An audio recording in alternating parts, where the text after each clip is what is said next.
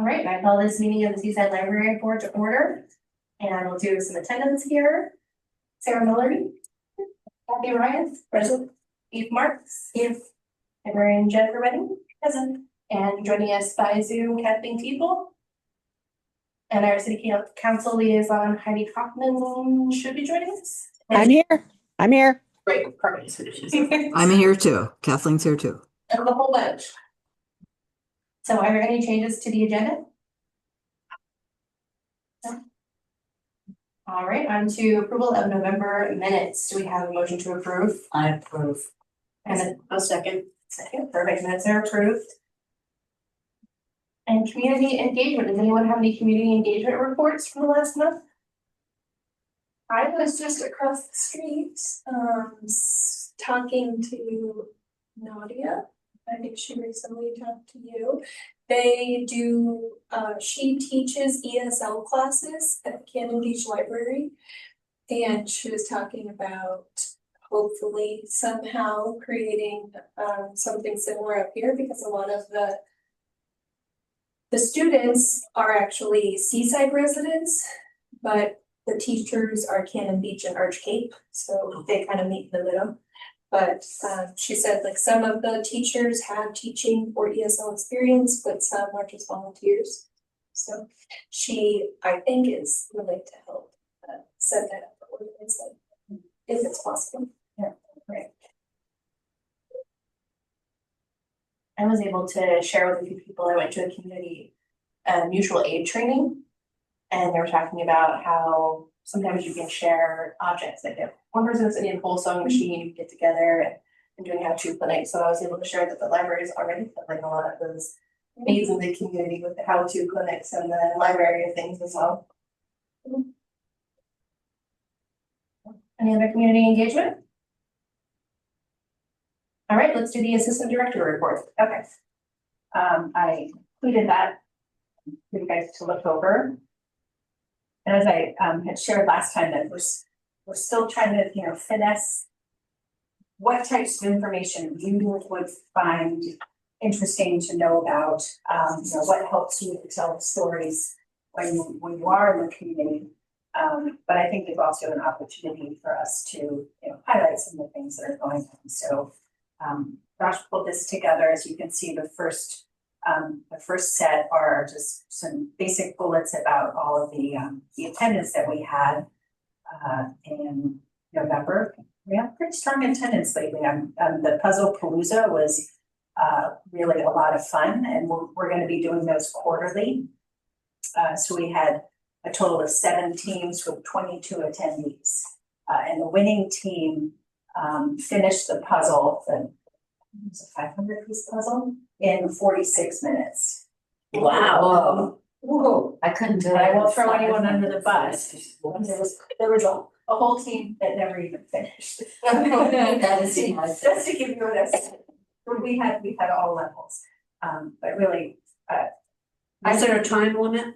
It had to be 2 hours, only because at some point we do want to go home. Right. Yeah.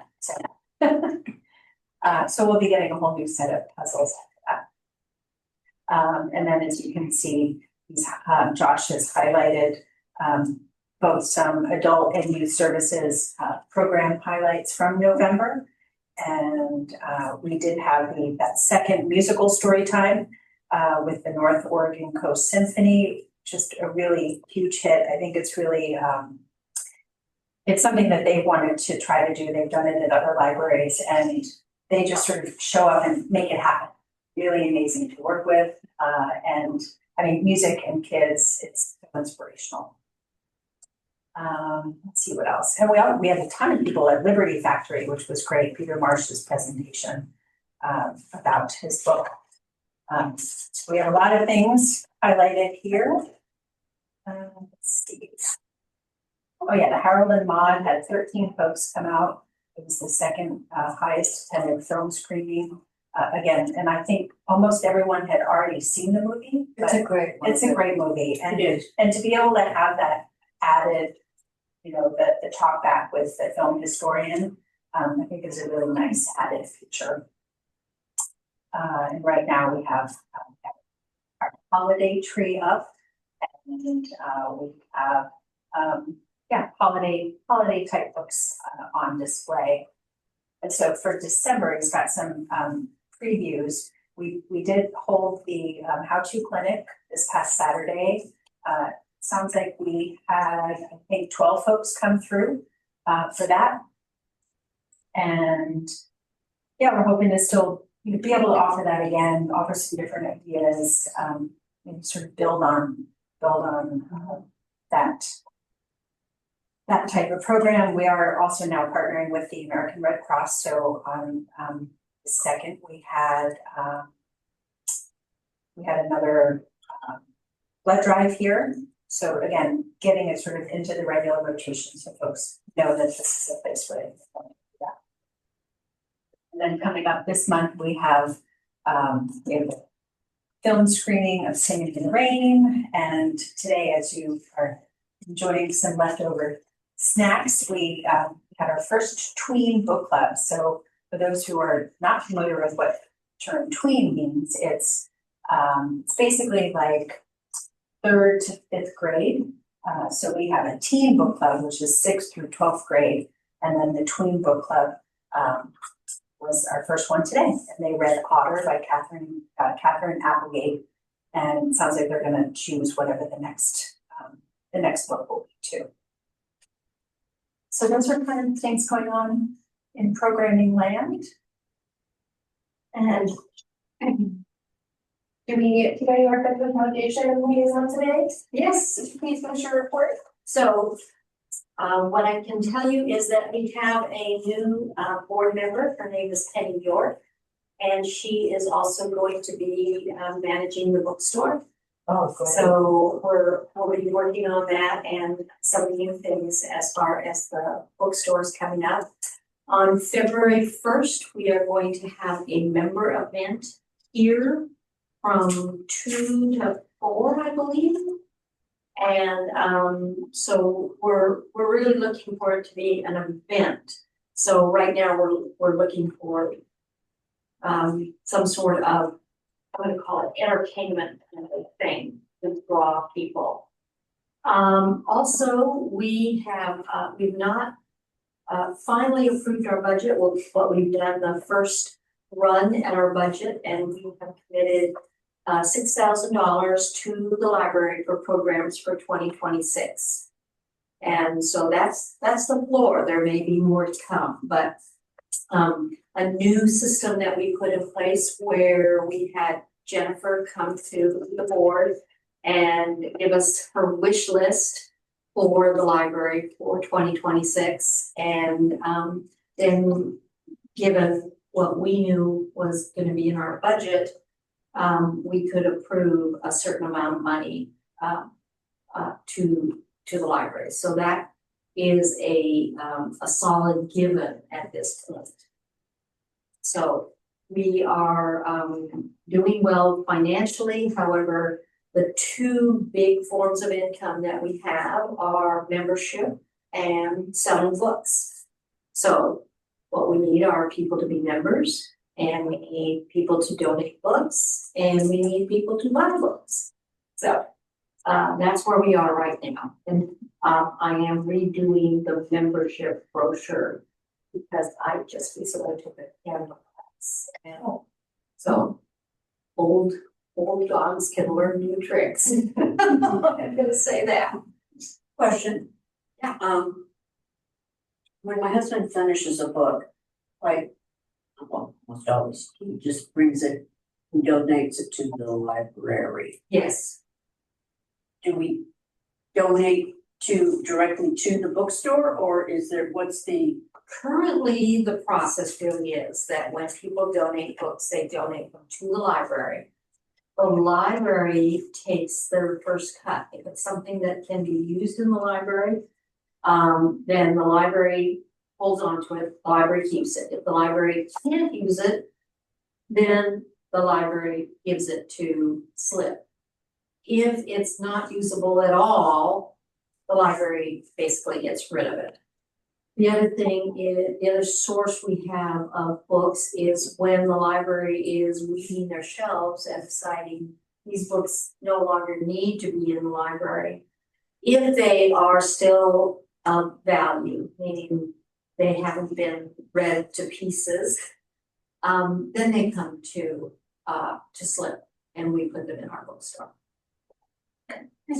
So donations to the library is the way to go, and ultimately, things make their way to us. All right. Good to know. Any other questions for the Friends and Foundation? Jennifer, library director report. Yes, so I made up some notes, but I didn't print anything up for you all, so you just get to turn it over. You may have noticed when you walked into the library today that there is a beautiful gingerbread display of a book truck with Amazing. Alice and a tree. We are officially part of the gingerbread contest here in town, so I brought a flyer so that you can all vote early and often for your favorite, which I know will be the libraries. Absolutely. And you can see the map of the other ones too, so I'll share this out afterwards. And I'm not sure where this lives online, but probably something online where you can find more information about it. I'll include it in the minutes. And so our own Anna from the library constructed that for us. So I think it's pretty impressive. Everything is edible. Please don't eat it. I did see there's a nice sign that says please don't touch, but some of them sort of fumbling with the books. So I don't think we're gonna eat it at some point, but it is all entirely edible. I just took a minute to look at it when we came in. The tree alone is absolutely amazing. Yeah. And then the little pearls on the edge of the book cart. I mean, everything is just pretty amazing. Fantastic job. And Alice, I mean. I know. The stars, actually, although the ones don't seem to be bothered by her at all. No, do not, but there's a little descriptor next to it. I don't know if you got to read the description of sort of the inspiration behind the creation of it, so take a look at that too. So I remember last year, sort of last minute, we learned about the gingerbread contest, and so hopefully this will bring some additional foot traffic in, with folks wandering through and wanting to see the best of the best here at the library. So yeah, wanted to share that. Cool. And I will also share out, I just returned from Guadalajara for the International Book Fair.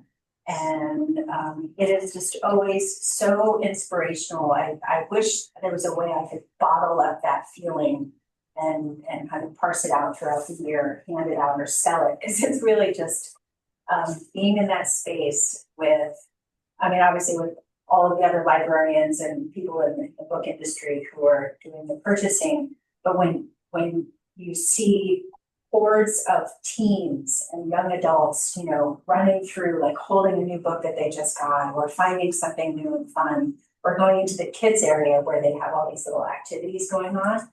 It's so reinvigorating.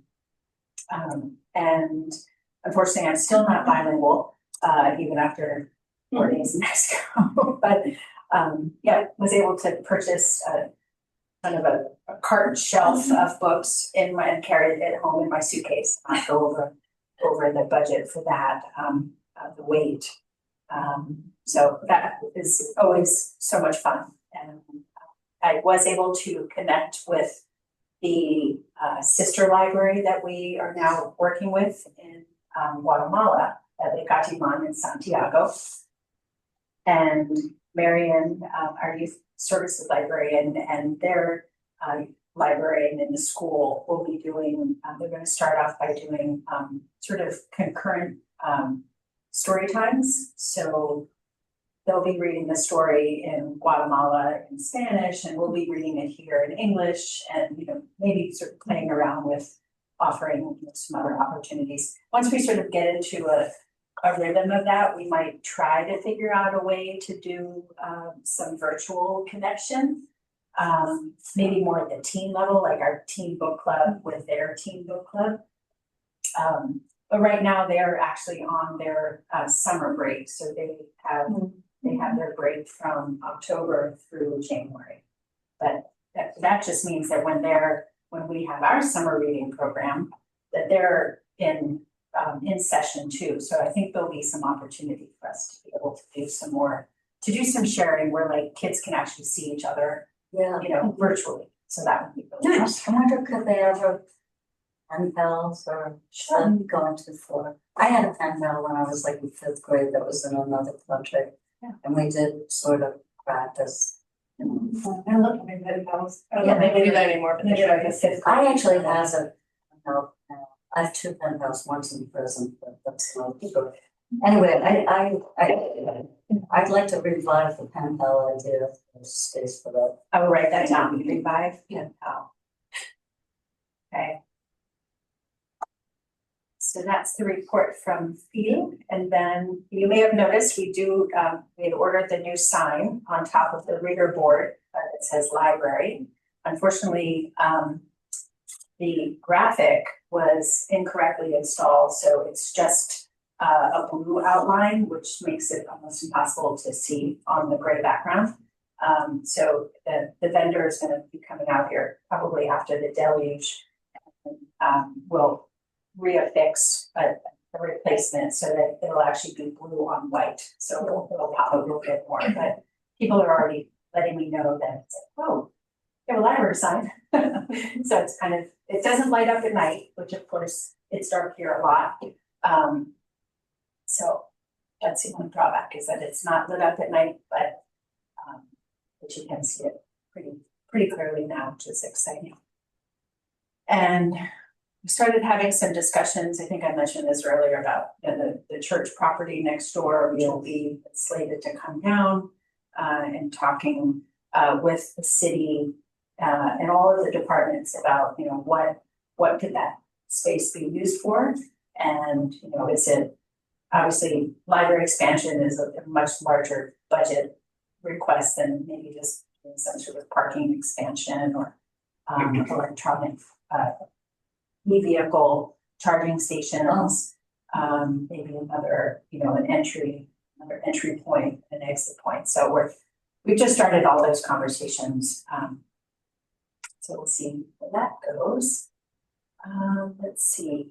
And I mean, along the lines of the budget request, all of the city departments are asked to submit any changes or additional requests to their budget for the next fiscal year. And those will be due to finance on December 28th. And it's just now on my radar, kind of thinking about that now that I'm back from the field. And thinking about, are there kind of big things that need to be on the horizon for us. So at this point, I'm probably gonna just sit back and continue to work on spending the money that we were allotted for this first fiscal year and see how the coming year goes. My one concern is that the cost of books continue to go up. I even noticed that when I was in field. It used to be going to Guadalajara was the economic way to purchase books because a lot of them were a lot cheaper than you could get through any other venue. But that's changing. As with everything, all the costs are going up. So trying to figure out what is that percentage, and if I want to request maybe a percentage increase for our book budget so that we're able to continue to purchasing books and magazines and newspaper subscriptions and things like that with all of those rising costs. So I'll be looking into that next few weeks and putting together a proposal if we're going to be asking for something. The only other thing I want to share is we will be closing the library early on Christmas Eve and New Year's Eve. We'll be closing at 3 p.m. We did that last year, and that seemed to work really well. And we didn't get any angry emails about not being open. So plan ahead. You need something to read. I see here on the 24th of December, which is Christmas Eve, teens are meeting at 3 o'clock. Yeah. So the calendar was published, probably 2 weeks ago. And I just got the go ahead this weekend that we could. So we're just gonna cross off that Sure, particular meeting. Yeah. Okay, so. and I'll let Mary Ann know too. It's probably on her radar too. And again, on the 31st, our teens are just, you know, They're just getting it. get out of here. Yeah. Well, and at that point, they're probably even already on. That's true. Christmas break, Of course. no winter break, so it's possible that Mary will just adjust and move it a little bit earlier, because I know that they have really grown accustomed to showing up all the time, so even when we don't have a regular program, we just do like a drop in. And we have a handful of kids who like to show up and hang out and play games and. That's cool. Yeah, Makes perfect sense, yeah. I love that kids, this is the place they want. Absolutely, we have that too.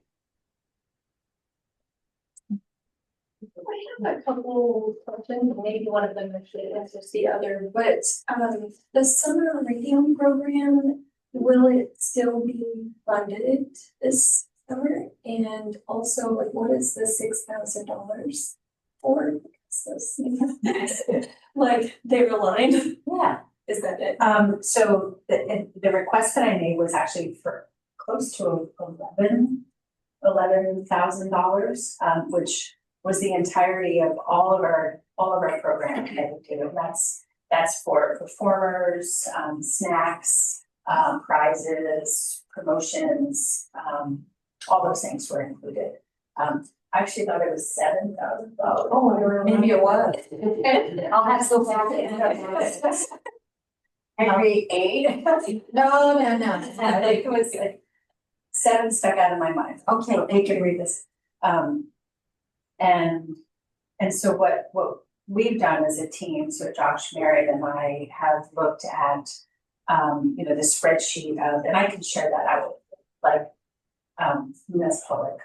It's public, and actually, I think at the next meeting, what I was thinking after we've approved our budget, we'll share the budget. Yeah, that would be great, because it was a really good opportunity, I think, for us to really highlight all of the things that we spend our money on for programming.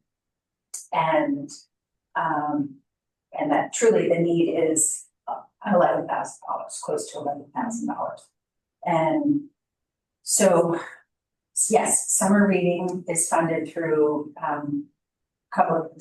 primarily through our Friends and Foundation, but we do get a grant, a Ready to Read grant through the state.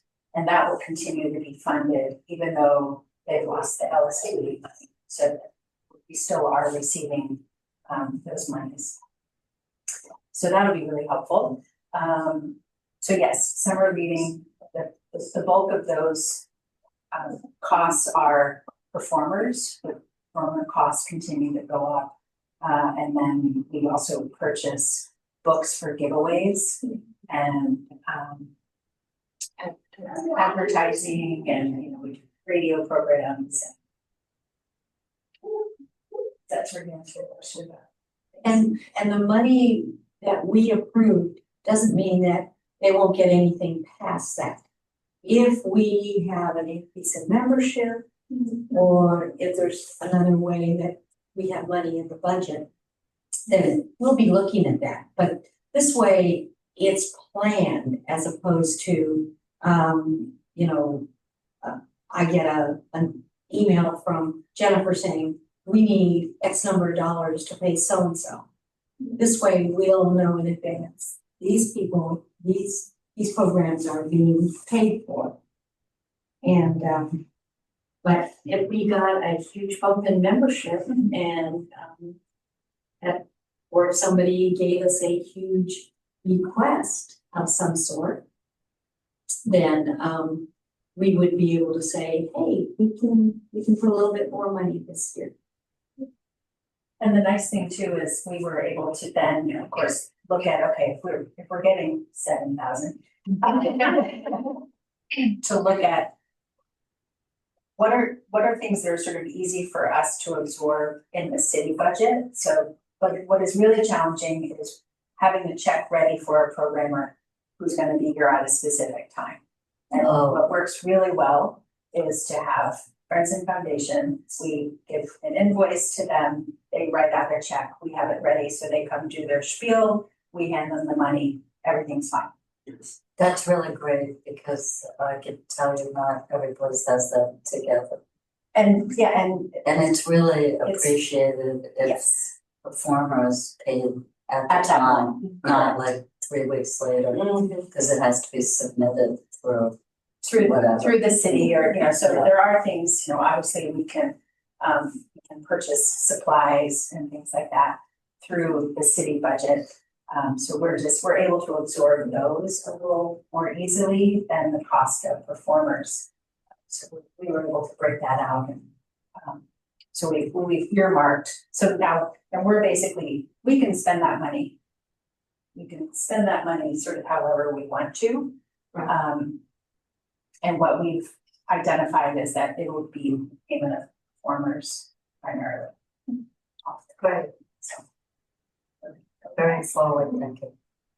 It's nice to have that process to be able to. Plus, you don't want performers going around going, yeah, you don't wanna go to the Seaside Library, it takes 2 months to get you the money. I've been one of those, and like you were saying, the service is given and it's really hard to wait 3 weeks, 3 months. Yeah, also, this has never happened here, but I've written police reports in other communities where the performer is, actually one was at a library, they went to the back door of the library because they hadn't been there in like 2 months. And somebody who did not recognize them, kind of racially profiled them. So there's a man demanding money at the back door and called the police, it was very awkward. Wow. So we never want that to happen. No. Any other questions on the library director report? Okay, and then unfinished business, first up is the library policy review board. Yeah, we're still working on it. But you just keep putting it off until I'm not on the board. All right, moving on to planning for the audience. Is that happening sooner in a couple of years? Oh, sure, Well, well, it's not happening, but it's just wishful soon. Let me add another thing now from Slim. We are actively looking for another board member to be our treasurer. So if you know anybody who has those kinds of skills and would like to just manage a small fund and write some checks. Yes, and I think of my name when we were sort of piecemealing it together, I think we just keep everything on Excel spreadsheets. Yes, it's gonna be very simple. It's not like high level accounting, it's just a little, Low-level bookkeeping. sounds about right. So I'm looking, man, I can't even balance my check. There you go. Okay, so Planning for all boards gathering. So we have a meeting set up of the library directors of the 3 libraries up here. I haven't reached out to Cannon Beach yet. I wanted for the 3 of us to meet first before looping in Cannon Beach. That is on our agenda for when we meet, which I think, again, I just got back today and I'm still taking, I think it's sometime in the next 2 weeks, the 3 of us are gonna get together. We tried to meet quarterly. So this will be on our agenda to talk about doing another all boards gathering. So hopefully I'll have more information to share. Furnishings for the refresh. So I reached out to the upholsterer. Thank you for the name. Unfortunately, she's had that little medical issue and isn't able to take it on for a couple of months. So that's kind of on hold there. So if there are any other, we definitely know that we would like to reupholster those chairs. So if you know of anyone locally, I do, but she's also got a lot of medical issues. okay. Well, Is that a problem? You think full bolsters? I don't know. I mean, they are basically like giant pin cushions. Or inhaling threads? does it need to be local? I would like to start with local, because I like to support local businesses. The cost of like shipping them anywhere would probably be pretty prohibitive. The chairs they're the ones you don't sit in because. Because they're not Goldilocks, it's Jerry's different. Yeah. I just know that the theater has used an upholsterer in Tillamook who is fabulous. He redid Footstool? two That's antique pouches. All right, send me that info, that would be great. I'll get the name for you. So the other thing, I had an opportunity, to visit my previous library when I was in Colorado. And the Arvada Library is going to be closing down in January for a whole year to get remodeled. Oh, wow. And so, I got to see all the drawings and I got really inspired by space. And so, Robin, my friend who's now in that role as the library manager, shared with me, there's like a design standards that my previous library system had put together, and like a list of vendors and things like that. So again, now that I'm back from Guadalajara, I sort of shift gears into figuring out, you know, what some of those refresh items. That's where we are. But upholstery is definitely, I know that's something we want to do, because we do want to keep those chairs, maybe not all 13. So figure out. Bolsters. Yes, so upholstered and bolstered. Yeah. That's the name of the game. So I can get you this name probably by Friday. that would be great. Okay, then let's talk about new business, draft job description for the teen library board member. Yes, so I put this on here because we had talked in the past about the idea of having a team representative on the library board, and I reached out to the school during the summer, so it took a while for their commission.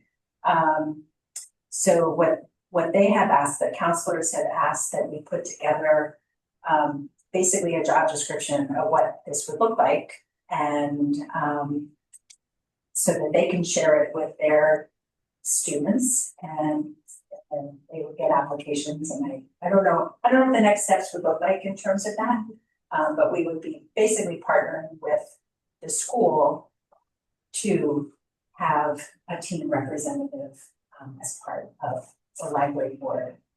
And what do you see? I'm sorry. I was just gonna ask if they would attend every month.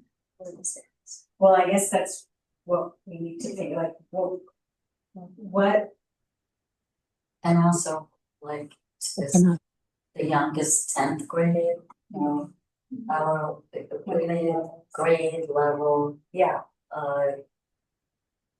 that's a big one. But again, that's asking a lot of kids to come in. and I think at the city council, are they seniors, or are they?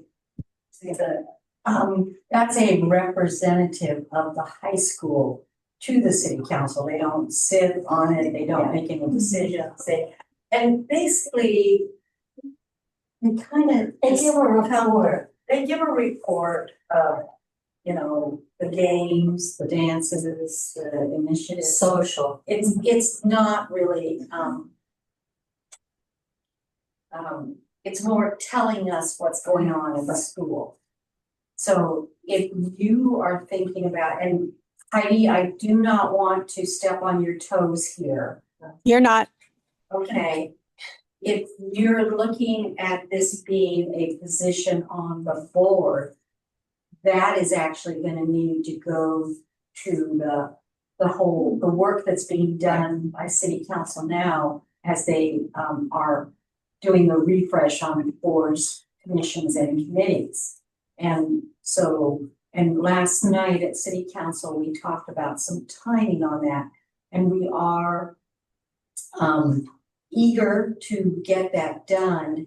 What we're going to do first is the umbrella that is the same, pretty much the same for everybody, and then the individual ones that have individual differences. So this would be something that would be an individual difference.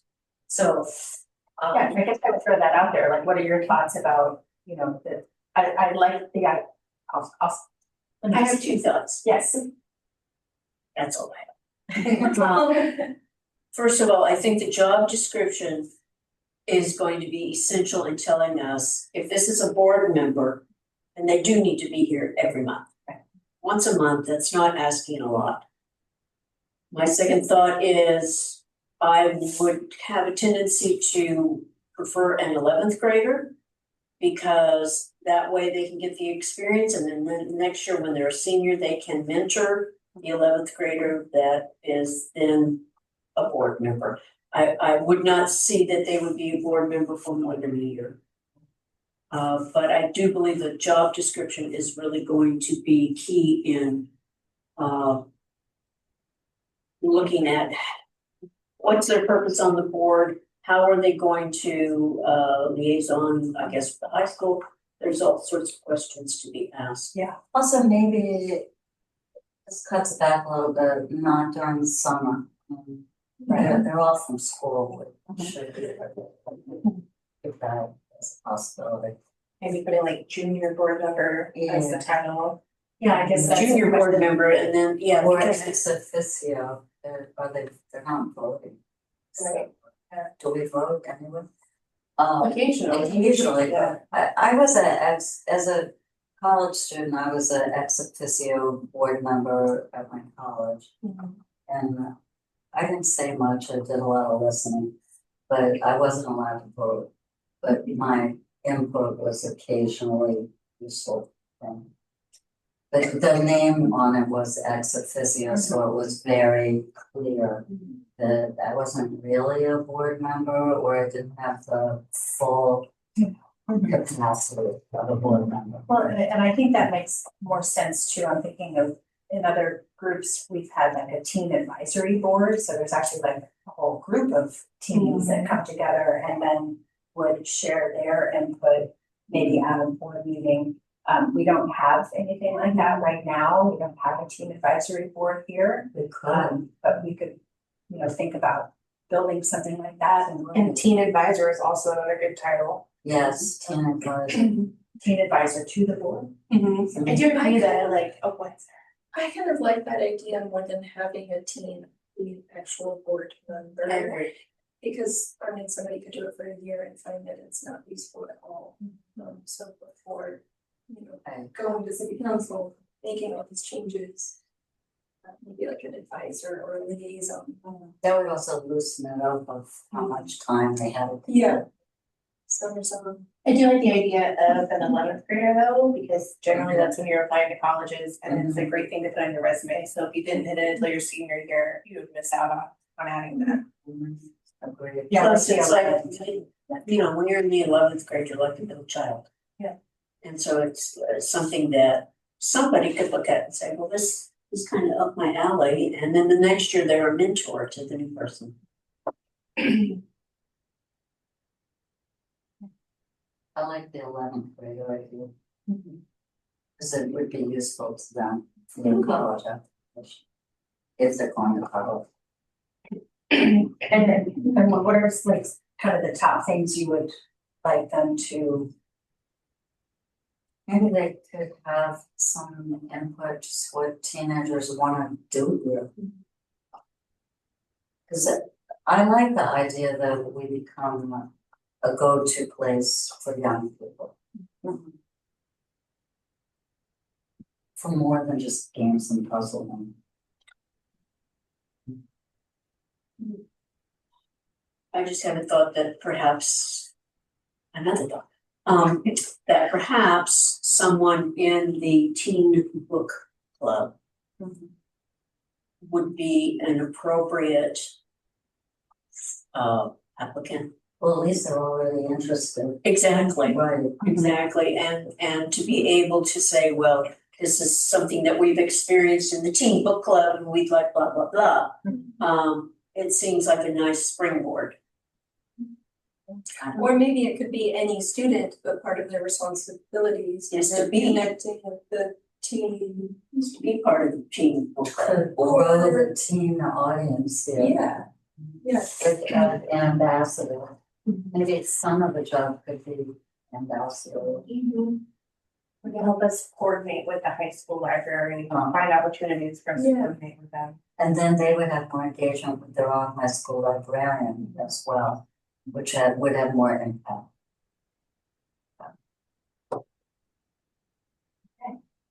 I will Get that written up.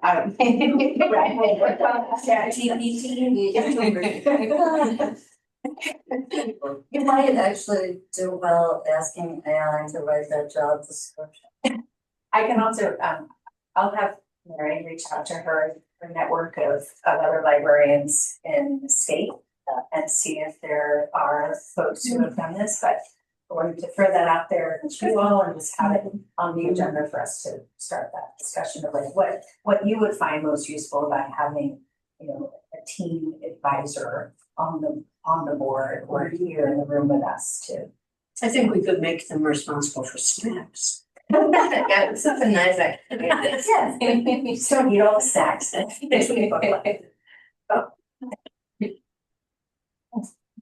Like that. Any public comments today? Comments anywhere? Okay. Board comments. Anybody on Zoom? Board comments? I actually have a comment. Alright, good. So my comment is, we're in December, we're at the end of the year, and I think we've done some good work here this year in 2025. I'm very happy with the way the board is shaped up for this year. And I want to. And thank you. Thank you, you know, it's just one, throw your name back in the ring for another round, and also thank you for approved. Right, I'm officially approved your strategy for a while. That's right. Always feels good to be approved, doesn't it? It does, you have that like little moment of nervousness, like, oh, this could go a different way. Especially because it's kind of the first time, because it used to just roll over. Yeah. I have some comments as well. So I feel like things have changed in town quite a bit from our last board meeting. We've had 11 community members, 11 Seaside residents taken by ICE. And I'm sorry, I'm getting over a cold. But that might seem like an odd thing to talk about at a library board meeting. Don't think that it is though, because our mission has always been to serve the community. And now a large portion of our community is living differently. They're living in fear. They're scared to access community resources like the library. They're oftentimes sheltering in place when needed. And historically, we've been able to shift and meet the needs of the community as they've changed, like during COVID. So I think that if we can put it on the agenda for next month, then take the month to kind of research and brainstorm and see how we can meet these changing needs. Is it making the library a safer space? Is it making more resources available for home use, or educating people on what resources are already available for home use? But I do think it's something that we could all work on and come together and hopefully help out during this time, because unfortunately, I think this need is going to grow instead of go away. 100%. I would love to see that. Is it possible to designate this video? Is it possible to designate the library as a sanctuary building? The way I interpret it, and Tina or Heidi, you might know this as well, we can only designate spaces that are off limits to the public as. You don't designate them as sanctuary. What you do is designate that this is not a public area. And in those cases, the only way someone can be arrested is through a judicial warrant, not through the warrants that they're using. And so it kind of, unfortunately, this is called a public library now. And except for spaces where only staff can be, the whole space is public. So no, unfortunately, I don't think you can. And if you decided that you were going to open the door to a private area and let somebody go back in there, then whoever makes that decision also has to accept the ramifications of that. These people are not playing by the rules. So just because they don't have a judicial warrant doesn't mean they're going to play nice. And if they see you offering shelters to someone, that might lead to problems Mhm. for you down the road. That's the caveat. What we do know that the library is already doing is providing access to the red cards. Where do people, do they have to ask at the desk, or do you have them out for? They're usually out in the community information area, right outside of this room right here. Right. And you may have noticed that we do now have, the staff only signs on some areas, we go into the back. Mm-hmm. That was initially set up, because of First Amendment auditors, because they're not allowed to go into staff only spaces. And to Heidi's point, I think it's sort of an additional, it's an indicator there as a barrier, so that if something potentially were to come about where we felt that we needed to put someone back there, we would have that available to us, knowing full well that that might get us in trouble. I have a friend who works for one of the nonprofit organizations around here in this area, that's really specifically dealing with these families in this issue. Would it be worth it to ask him to come be a public member of the public and talk about some of the things the library could do? Yes, I think anyone Yeah. can come. We had a large group from El Centro Northwest at City Council last time. And we also had the Assistant Executive Director of Consejo Hispano was at City Council last time. she spoke very forceful. She did. I think it would be worth it to reach out to both of those organizations and some private members of the community too, to see how they feel we could best support them. Yeah, easier. Okay, I'll add that to the agenda, and if there are folks in your or purviews, reach out and let them know that. Any other board comments? All right, our next meeting will be Tuesday, January 6th. And meeting adjourned. You. Fun.